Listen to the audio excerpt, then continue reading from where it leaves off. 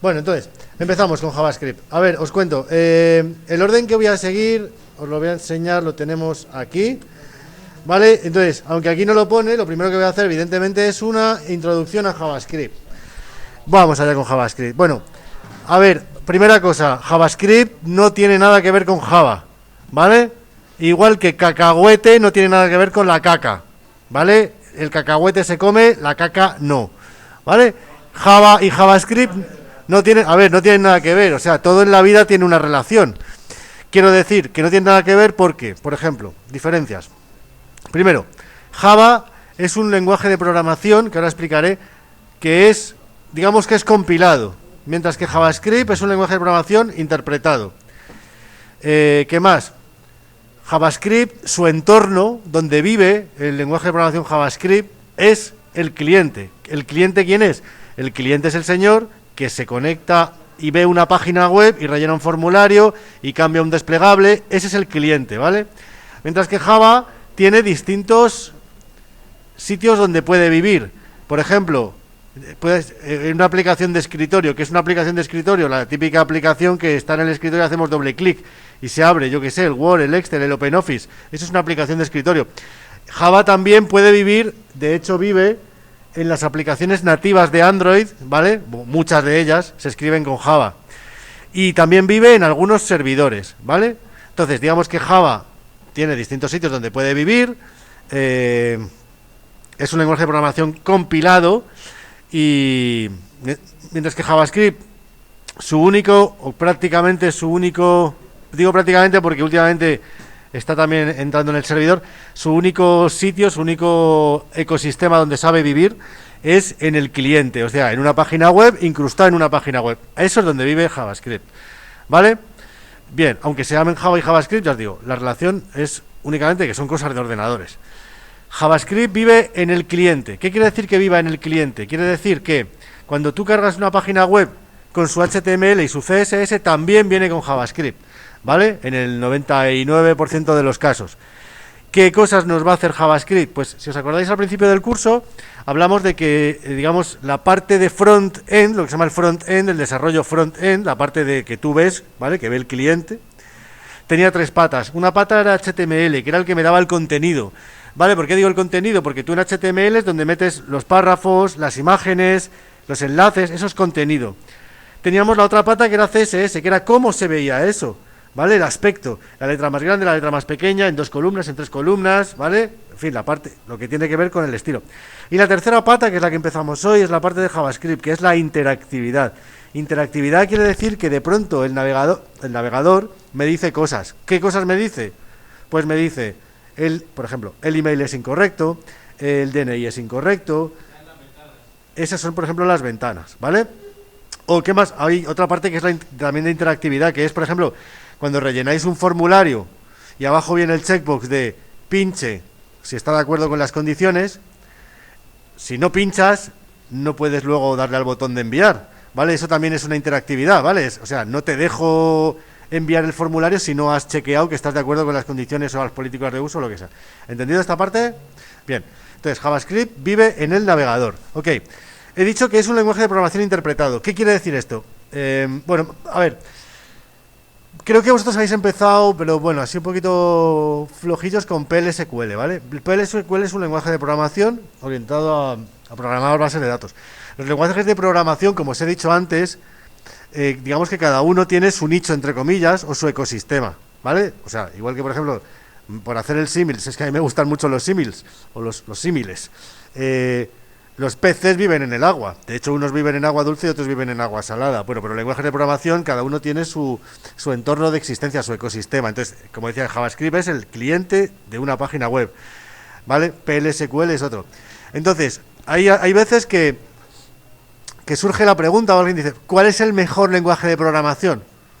Es que esa pregunta no la puedes responder. ¿El mejor para qué? ¿Vale? O sea, no existe el mejor lenguaje de programación. Existe según para qué quieras. Si es para hacer una página web, desde luego JavaScript, no te lo pienses. Si es para hacer una aplicación de consola, depende. ¿Qué quieres? ¿Quieres que sea muy rápido? ¿O quieres que sea multiplataforma? Es decir, que te valga lo mismo para Windows que para Linux que para Mac. Depende, ¿vale? O sea, que no existe el mejor y el peor, ¿vale? Así que eso. Entonces, nosotros vamos a hablar de JavaScript. Como os decía, es un lenguaje de programación interpretado.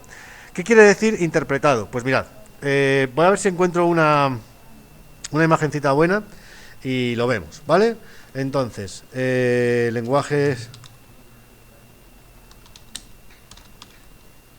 interpretado versus compilado, ¿vale? Mirad, vamos a ver si vemos una imagencita. Bueno, mirad, pues esta es una buena.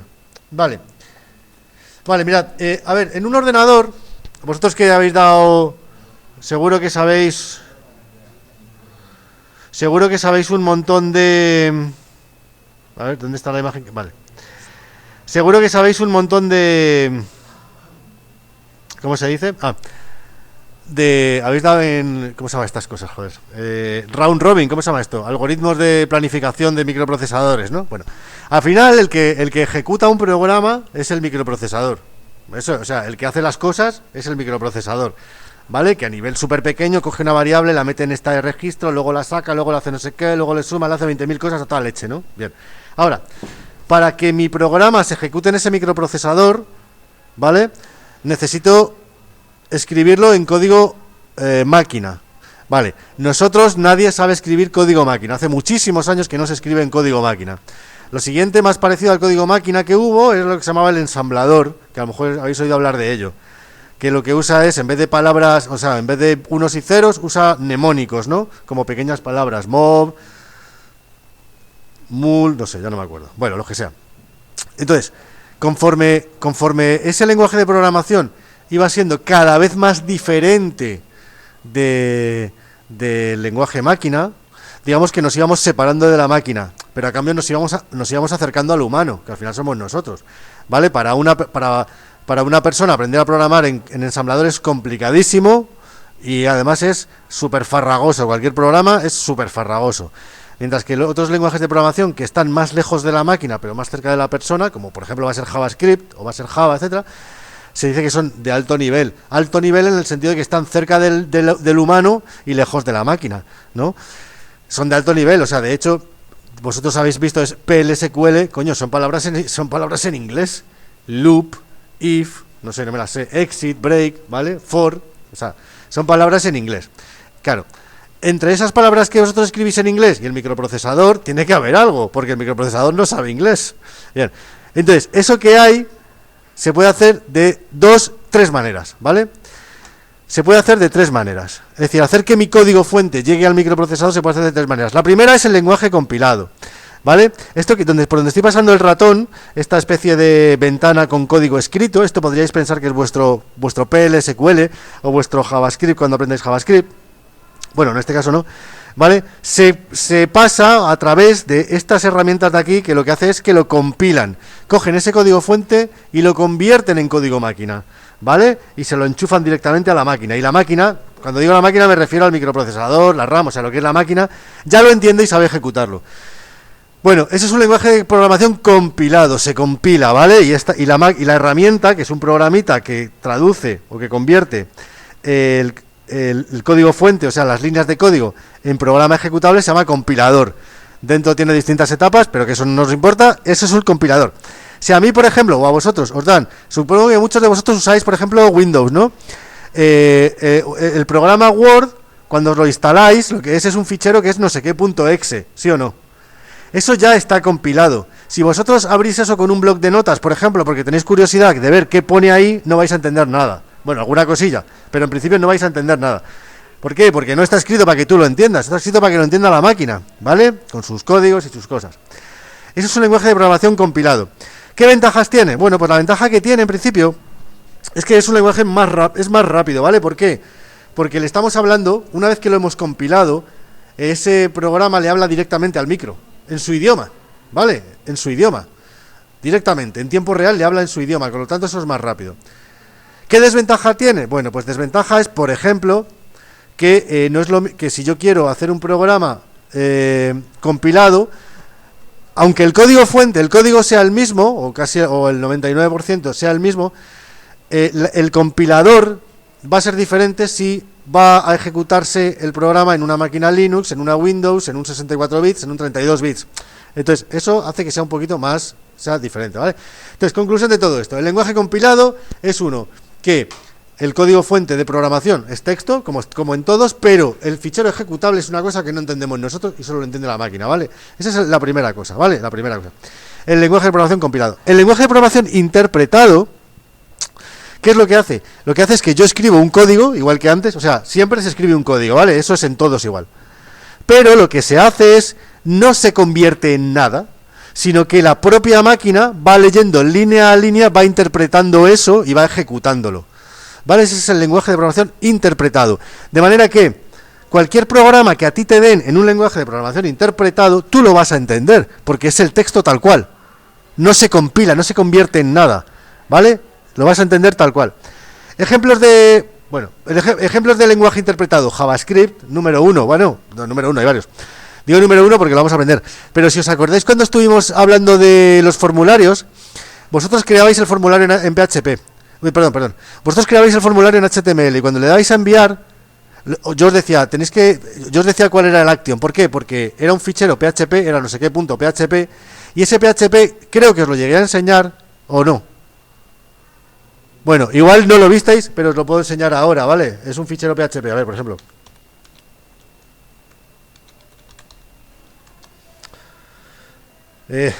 Un fichero PHP, pues yo qué sé. Vale, pues esto sería un fichero PHP, ¿vale? ¿Ok? Hace esto, abre un fichero, hace no sé qué historias. Bueno, pues PHP también es un lenguaje de programación interpretado, pero su ecosistema, o donde vive, es el servidor, ¿vale? Entonces, lenguajes de programación interpretados, por ahora os he contado dos, JavaScript y PHP, pero hay más, ¿vale? Y compilados, bueno, pues compilados hay C, C++, C Sharp, ¿vale? Bueno, aquí vienen, hay un montón. Go, que es uno que se ha inventado Google hace 4 o 5 años, ¿vale? Entonces, compilado, interpretado, y luego tenemos este, que es una cosa intermedia, ¿vale? Esta es una cosa intermedia. Esto quien lo hace, esta cosa intermedia lo hace Java, ¿vale? Java, mirad. Os he dicho antes que cuando tú usabas un lenguaje de programación compilado, si querías que se pudiera usar el programa en Linux, tenías que usar un compilador para que fabricara, digamos, el código Linux. Si era Windows, código Windows, ¿vale? Bueno, pues estos de Java lo que hacen es una trampita, entre comillas, para que su código sea multiplataforma. Multiplataforma quiere decir que valga en todas las plataformas, en Linux, en Windows, en Mac, ¿vale? En Solaris, yo qué sé. ¿Cuál es ese truco? Pues mirad, esto que tenemos aquí, como siempre, es el código fuente. En este caso es, a ver, pone intermedio, ¿vale? Y aquí habla de tres, de Java, de Kotlin y de Scala. En el fondo los tres, digamos, son la misma esencia, ¿vale? Pero bueno, quiero decir que son la misma esencia porque Kotlin es una cosa que luego se compila, Java, etcétera. El caso es que tenemos este código escrito. Este código escrito se compila, no, se semicompila a una cosa que se llama bytecode. Vale, bytecode es una cosa que ya no entendemos nosotros, ¿vale? Pero lo que hace este bytecode es que se puede ejecutar en todas las máquinas, ¿vale? Pero ¿cuál es el truco? ¿Vale? Porque dices, joder, pues esto es lo mismo que antes. Estaba el código fuente, se convertía a algo compilable y se ejecutaba. Bueno, el caso es que aquí hay un pasito más. Y es que este bytecode es multiplataforma, le vale a todos los sistemas operativos. ¿Y cuál es el truco? Bueno, pues el truco es que todos los sistemas operativos tienen aquí dentro algo que sabe interpretar estos bytecodes, ¿vale? Entonces digamos que tiene una parte que se compila y una parte que se interpreta. Y eso hace que cuando yo estos bytecodes me los llevo a cualquier sistema operativo me van a funcionar, porque cualquier sistema operativo tiene algo que va a interpretar estos bytecodes, ¿vale? Este es el caso de Java, ¿ok?